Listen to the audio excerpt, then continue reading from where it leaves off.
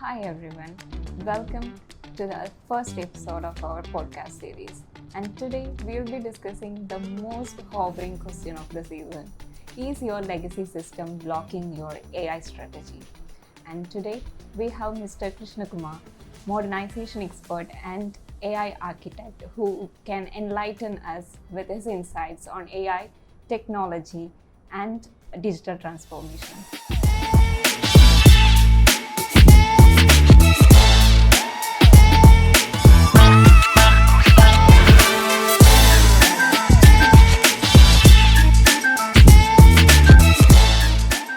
Thank you, Adira. That was very enlightening. I have been into this domain for quite a few decades now. AI is new for all of us, but some sort of AI we already started building maybe a decade back in the senior level or deep tech level places where it's being used. Yes, today it's available for everybody in this world, and everybody knows something about AI. The word AI has become so common across the world. Even a small child in maybe second standard or third standard, he understands to some extent of what AI is, and he understands that intelligence, which is artificial and not humanized, can be used to an extent which can help him do his day-to-day works and automate a lot of things, reduce his effort, and get the outcome in a better way and faster way rather than what was happening sometime long. That's very great progress that AI has done. It's come to the mass market. Everybody in this world, the billions of people, have started using some sort of AI for some of their work. Maybe it may be a smaller part to automate their life, or maybe they're using it to make studying easier, grasping and crunching out more data that's available in this world in a fastest way, in an optimized way, which is nicely laid out with graphs, charts, and kind of things. This is what today the world has come to. Yeah. So, sir, as you said, everyone is buzzing about AI. But you often say that most companies are not actually ready yet. If AI is a super brain, what do you think most companies are missing? Oh, that's a very deep tech question. Yes, the major problem that most of the companies who have been into business is they started when there was no intelligence, and they started at a time when they were working on paper, some companies, then they moved into Excel sheets, then they moved into some of the small databases which was available like DBMS kind of things, like DBase and FoxPro kind of thing. So with that structure in mind, with that mindset, as they build into the newer applications or softwares they were available, but they never thought of cleaning up the whole data. There is a saying, if I have maybe half a room filled up with Lego puzzles and blocks, and finding and setting the same thing for a child would be a Herculean task, because those blocks are from multiple places, not laid out properly, not marked out properly. And this is the same with a live company where he has a lot of data that is as hardly used also, but it's not properly laid out, it's not cleaned up, there's a lot of junk data, one. Number two is there is no connectivity between this data. Unless we have a properly structured and laid out environment, it will be very difficult to build something or build some and put a layer of AI over that, because it's something like what you feed is what you get out. If you feed junk data, you're going to get a super junk data, something better than that. So there is an example. If we take a day-to-day life, we walk into a library, if we find the library is not properly set up, with the books not put in the proper racks, not categorized, not broken into years, finding a book for a guy, of even if they say just 2,000 or 3,000 books, it's a Herculean task. He will have to go around with each of them, and each of the books he finds something else. Now, if we compile this, he is going to go mad. This is what the problem is with most of the companies who are still working with legacy data, and some of the companies who have moved into the newer data sections, new data versions, but still they have never thought of cleaning up their old data. And if you are not cleaned up their old data, there are only two possibilities. One is you drop out, you forget what you had before, and start and use only the new ones that you have. That can be a possibility.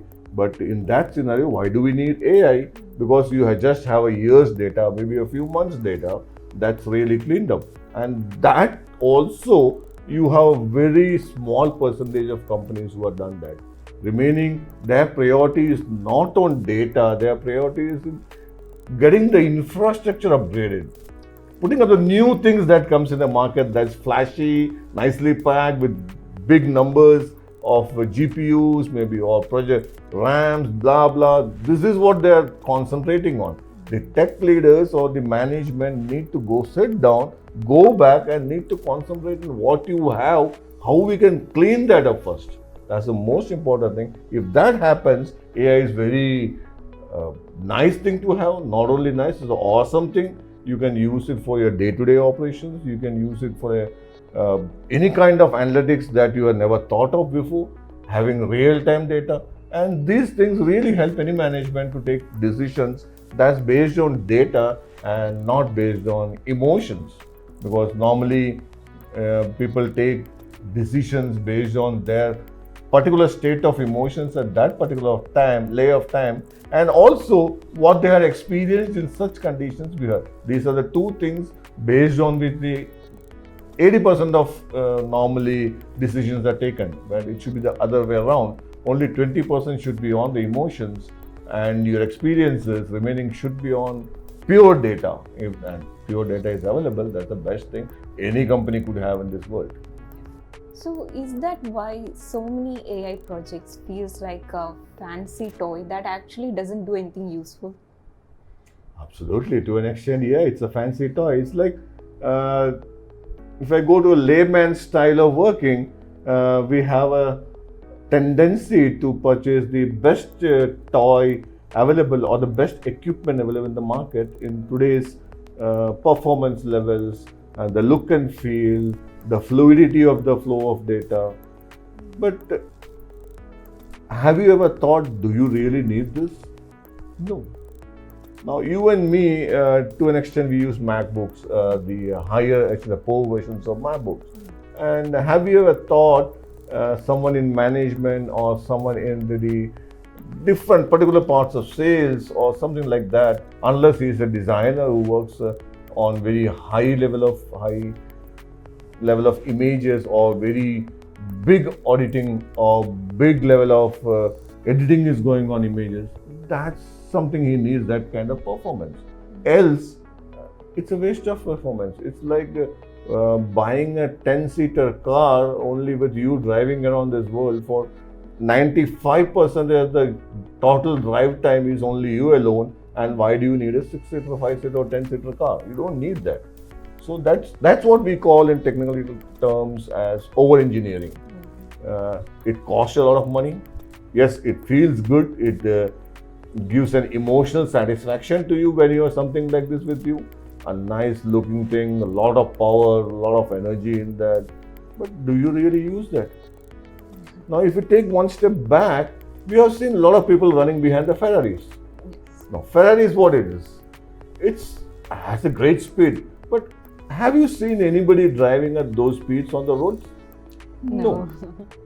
It's basically only for the self-satisfaction or the emotional satisfaction that I have a Ferrari and you are still driving at 40 and 50 or 50 miles an hour.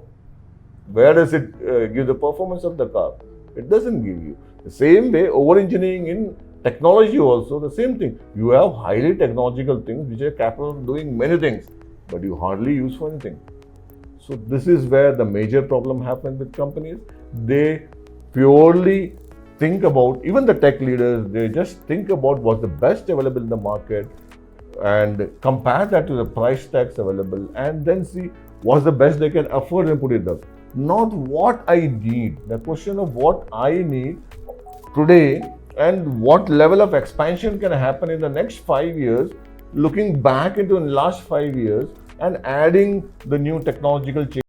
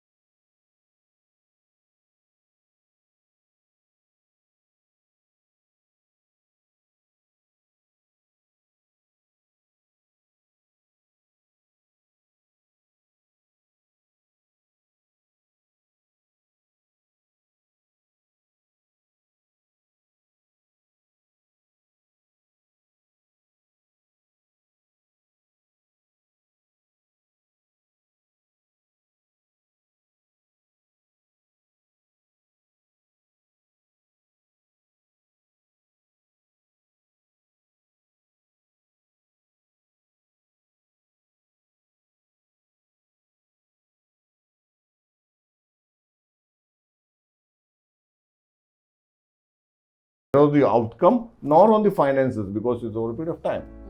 So this is what the best way of doing it is, not doing it big bang, doing a piecemeal kind of thing. So even if there is a objection for change that normally comes from employees, that is also automatically mitigated because they are finding small things every day morning. And any small thing out of a big bucket, people don't mind, they change automatically. And that change is automated.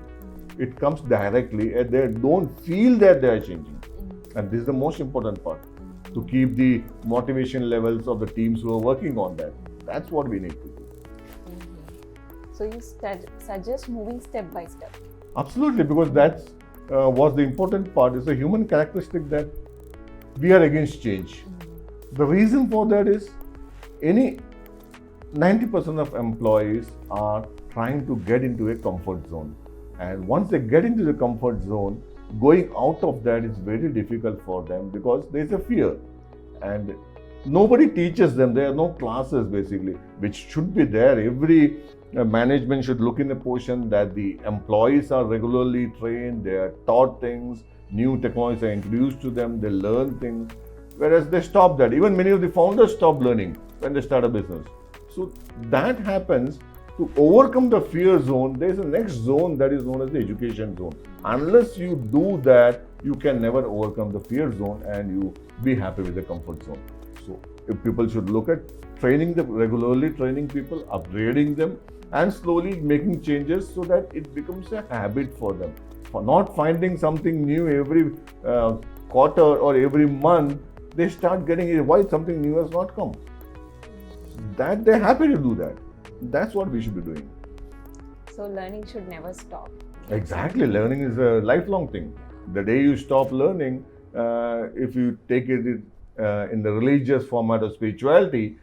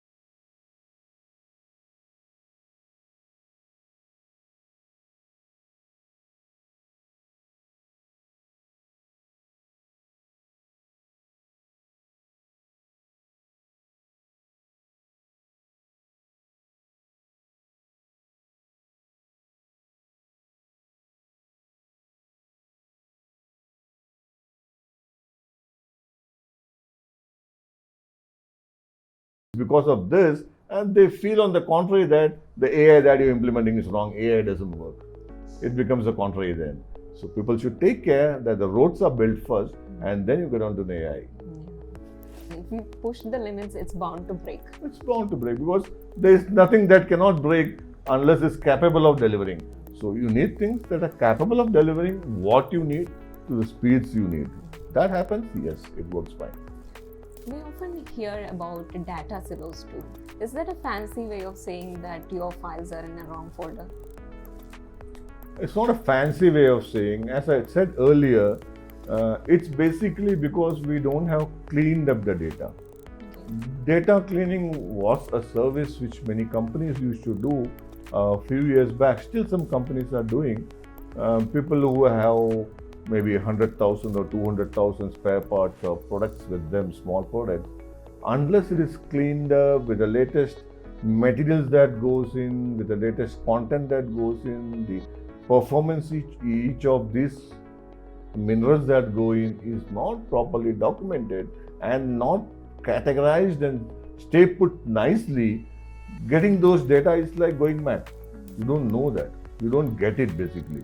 It's like a library of 3 floors and each of 4 floors, each floor having one different language section. Forget about the categories and types. One full language for one floor. You ask the librarian to get a summary of different language kind of books. He will go mad because he'll run behind each of them. He doesn't know what is there. To avoid that, if it is properly stacked, properly cataloged, properly documented, you just open the right book and you get the numbers. When you use AI with the database properly tagged and done up, what you get is real-time data. And one guy walked to the third floor, picked up one book 2 minutes back and left from there, it's automatic.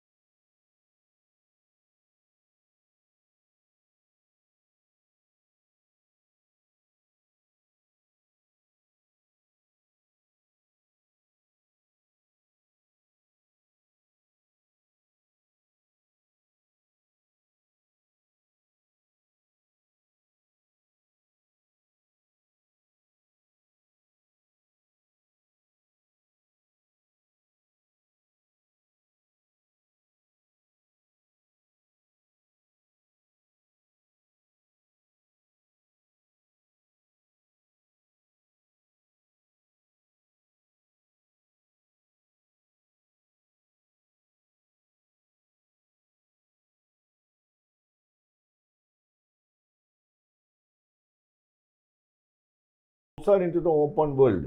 It was supposed to be within the local land areas.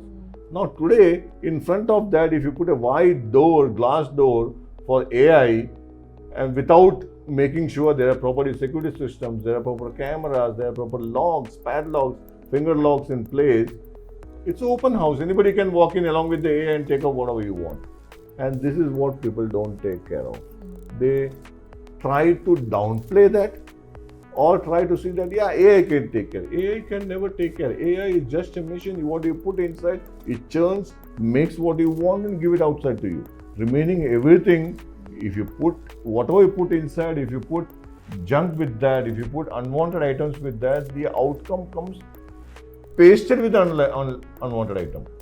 So it's easier for someone to hack into you. See, hacking, there are 2-3 roles in hacking. One is picking up data from you. Second is putting in malicious data. These two are things. The third most important factor that people don't take care of is a proper logging in of what's happening in your data. So there are people who hack in to just change your data, and you are unknown of it. You think this is the right data because there is no log of change anywhere. If there is a log of change and someone is auditing it, we know who has changed, who has authorized, and what time he has changed. So we can find out there's a change that has happened, which was either authorized or not authorized. Is a category decision that we can take. But without that, it's like an open house. Anybody can pull in your car, pull out your card and put some other card in that. You're gone. You don't even know that's not a right data for you. That's where we lose things. That's where a whole structure breaks down without knowing how it has broken. See, if you know how it has broken down or why it has broken down, we have a solution for that. Without knowing these two answers, you can't even find a solution. It's like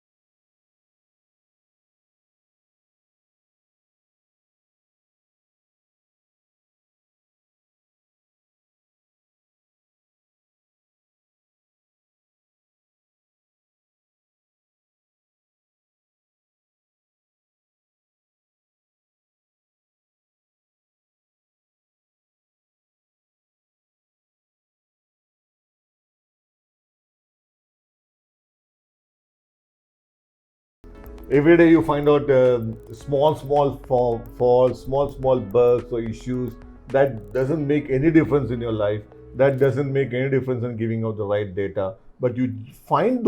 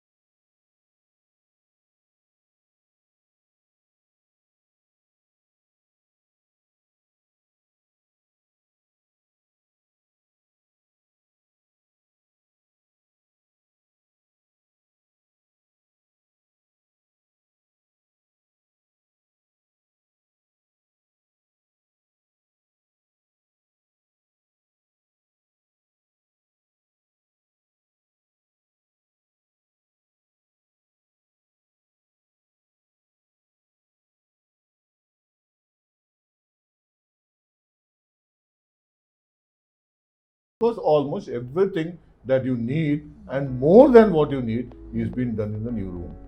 And the people who are there, they feel comfortable because they are getting everything in a better way, in a comfortable way. So they're happy with this.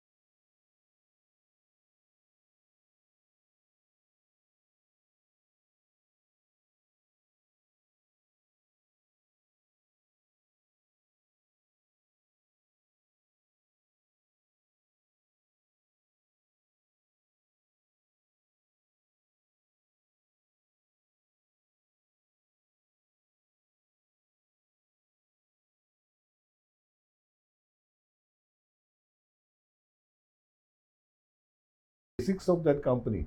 They don't know the colors of that company. Unless you know that, how do you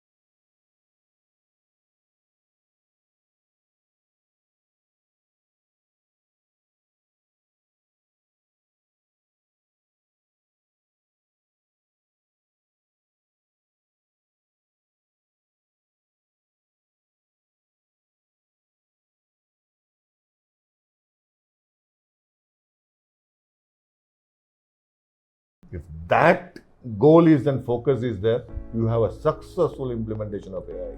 That was a wonderful session. Thank you, sir, for your wonderful insights onto this. Wow, that's great.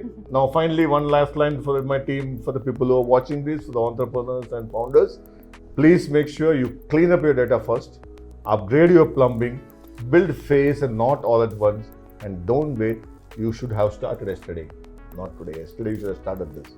Then, minutes you delay this, you are going into a scenario where companies who have got into this is winning the race and you are nowhere nearby in that. Don't even think of coming second or third. You are nowhere near the race. Thank you very much. It was great talking to you all. Let's catch up. Anybody has any clarifications or want to talk more onto this, you can always connect back with us. She'll be able to share the contact information for you. It's nice helping people who want to get into AI and grow and stay relevant with the world rather than being outdated. Have a great day. I'm sure you will have a great progressive financial turnovers this year with a comfortable time with family also. Some time for them also. Use that. Bye.